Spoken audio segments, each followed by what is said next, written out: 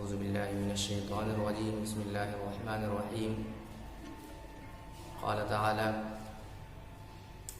يا أيها الذين آمنوا كتب عليكم الصيام كما كتب على الذين من قبلكم لعلكم تتقون. صدق الله العظيم.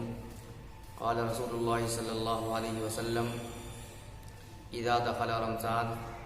فتحت أبواب الجنة وغلقت أبواب جهنم وسلسلة الشياطين، وفي روایت أبواب الرحمة أو كما قال عليه الصلاة والسلام. معزز سامعین کرام، یہ رمضان المبارک کا مہینہ ہے. اللہ تبارک و تعالیٰ نے ہم تمام لوگوں کو، تمام مسلمانوں کو نبی علیہ الصلاۃ والسلام کے صدقہ طفیل میں رمضان المبارک کا بابرکت مہینہ ہم لوگوں کو جو عطا کیا ہے، ایک نبی علیہ الصلاۃ والسلام کی امت میں ہونے کے صدقے میں.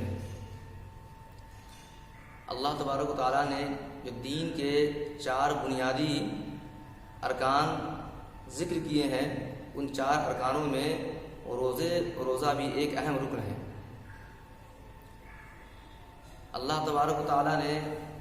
انسان کے اوپر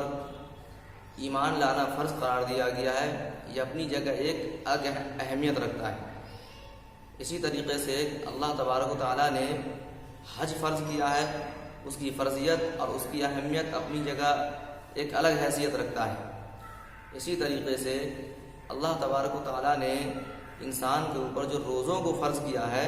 روزہ ایک الگ فرضیت کی حیثیت رکھتا ہے اور اس کی اہمیت، اس کی خاصیت ایک الگ ہے. یعنی جتنے بھی فرائض ہیں سب کی اہمیت اپنی جگہ مسلم، صحیح اور ثابت ہے. اللہ تبارک و تعالیٰ نے رمضان کے ایک روزے کو فرض کیا ہے، اور اس روزے کے فرض کے ساتھ ساتھ اللہ تبارک و تعالیٰ نے بندوں کے لیے خاص جو بنیادی پیغام اللہ کی طرف سے اور انعامات بھی جو ذکر کیے گئے ہیں. جیسے کہ اللہ تبارک و تعالیٰ خود نبی علیہ الصلاۃ والسلام کی زبانی اشاعت جو ہے فرماتے ہیں، جسے حدیث قدسی کہتے ہیں، کہ جو بندے روزہ رکھتے ہیں تو اس روزے کا بدلہ خود اللہ تبارک و تعالیٰ خود اپنی طرف سے ہیں.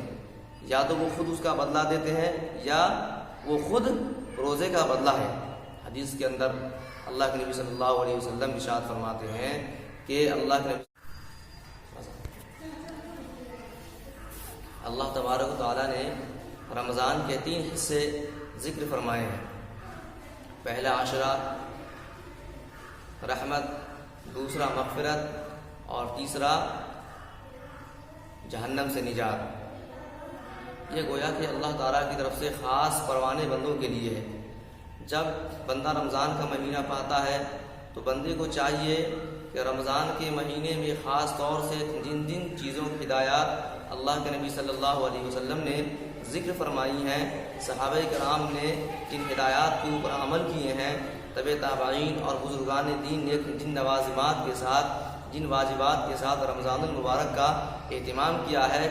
اگر ان تمام چیزوں کے ساتھ ہم اس کا اہتمام کریں گے تو یقین جانیے کہ رمضان المبارک کی جو خاص اہمیت اور فضیلت ہے اس کے حقدار ہم لوگ ہو جائیں گے. حدیث کے اندر جو ذکر کیا گیا ہے کہ پہلا عشرہ رحمت کا عشرہ ہے، اس رحمت کے حقدار ہم بن جائیں گے، اللہ کی اس نعمت کے حقدار بن جائیں گے. دوسرا عشرہ اللہ کے نبی صلی اللہ علیہ وسلم نے جو ذکر فرمایا ہے کہ دوسرا مغفرت کا عشرہ ہے، تو اس میں بندوں کی مغفرت کر دی جاتی ہے. مغفرت تب ہوتی ہے جب بندے سارے کے سارے اعمال جو رمضان کے روزے ہوں، رمضان کے قیام اللیل ہو، اسی طریقے سے تراویح کی نماز ہو، اسی طریقے سے جو دیگر عبادات ہیں چاہے واجبات ہو یا وہ فرائض ہوں، تمام کا اہتمام اگر انسان صحیح طرح سے اگر کریں گے تو وہ مغفرت کے بھی حقدار ہو جائیں گے.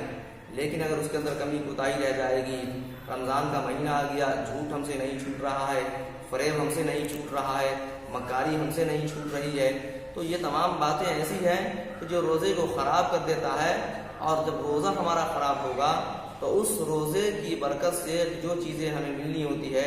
جو پروانہ اللہ کی طرف سے ہمیں ملنا ہوتا ہے، اس کے ہم مستحق نہیں رہ جاتے ہیں. پھر ہم ان تمام چیزوں سے محروم رہ جائیں گے. تیسرا تیسرا عشرہ جو جہنم سے ایک نجات ہے اللہ تبارک و تعالیٰ کی طرف سے، اس میں بھی خاص بندوں کے لیے ایک پروانہ ہے کہ جب تیسرا عشرہ شروع ہو جاتا ہے تو بندوں کے لیے اللہ تبارک و تعالیٰ کی طرف سے ایک طرح سے گویا کہ آپشن ملنا شروع ہو جاتا ہے کہ آپ جو بھی گناہ گار بندے ہیں، جو پورے سال میں رہ کر کے اچھی طریقے سے عبادت نہیں کر پاتے ہیں، اللہ تبارک و تعالیٰ کو یاد نہیں کر پاتے ہیں، پھر بھی اللہ کی رحمت اور مغفرت جوش میں آ کر کے ایسے بندوں کے لیے بھی مغفرت کی باتیں جو کہنی شروع کر دیتی ہے اور ان کو بتانی شروع کر دیتی ہے، جن کے نامہ اعمال کے اندر جو کہ نیکی بہت قلیل مقدار میں ہوتی ہے، صرف اس کے ایمان کی بنیاد پر، اس کے دلوں کے اندر جو ایمان ہوتا ہے، اس کے دلوں کے اندر جو اللہ کے رسول کی جو محبت ہوتی ہے، اس محبت کی بنیاد پر اللہ تبارک و تعالیٰ تیسرے عشرے میں ایسے لوگوں کو جہنم سے نجات عطا کرتے ہیں۔ دیکھیے دنیا کے اندر جو یہ مہاماری چل رہی ہے واقعتاً یہ بڑی تکلیف دہ بات ہے، لوگوں کے لیے بہت ہی غور و فکر کرنے کی بات ہے، اور خاص کر کے احتساب اعمال کی بات ہے، یعنی اپنا محاسبہ کرنے کی ضرورت ہے۔ دنیا کے اندر جب بھی کوئی وبا آتی ہے روئے زمین کے اوپر تو اس وبا کی وجہ، اس وبا کا جو ریزن ہوتا ہے وہ انسان کے خود اعمال ہوتے ہیں۔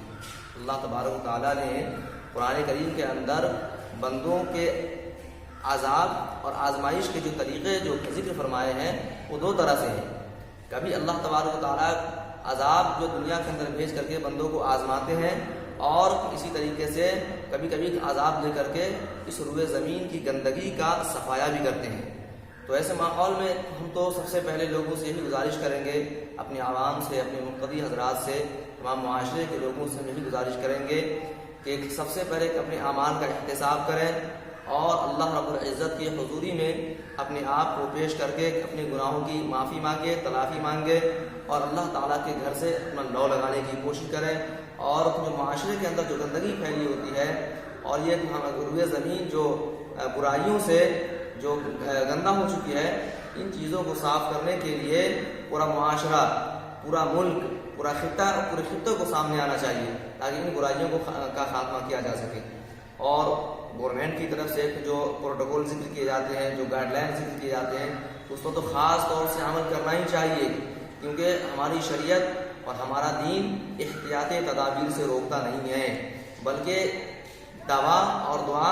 دونوں کرنے کا حکم فرماتا ہے۔ یہ ہمارے دین کی طرف سے خاص اللہ کے نبی صلی اللہ علیہ وسلم بھی کئی موقعوں کے اوپر انہوں نے دعا بھی کرائی ہے، اور دعا تو خیر ان کی زندگی کا حصہ تھا ہی۔ تو ہمیں بھی نبی علیہ السلام کی پیروی اور ان کی اتباع کرتے ہوئے ہم کو بھی چاہیے کہ اگر یہ مہاماری ہے اور یہ اللہ کی طرف سے عذاب الہی ہے، تو جو ماہرین ڈاکٹر ہیں، اسی طریقے سے جو اس دور کے جو بڑے بڑے جو لوگ ہوتے ہیں، جن چیزوں کا وہ حکم فرماتے ہیں، ان کے اوپر خاص طور سے عمل کرنے کی ضرورت ہے۔ کیا نام ہو گیا آپ کا؟ محمد رضا۔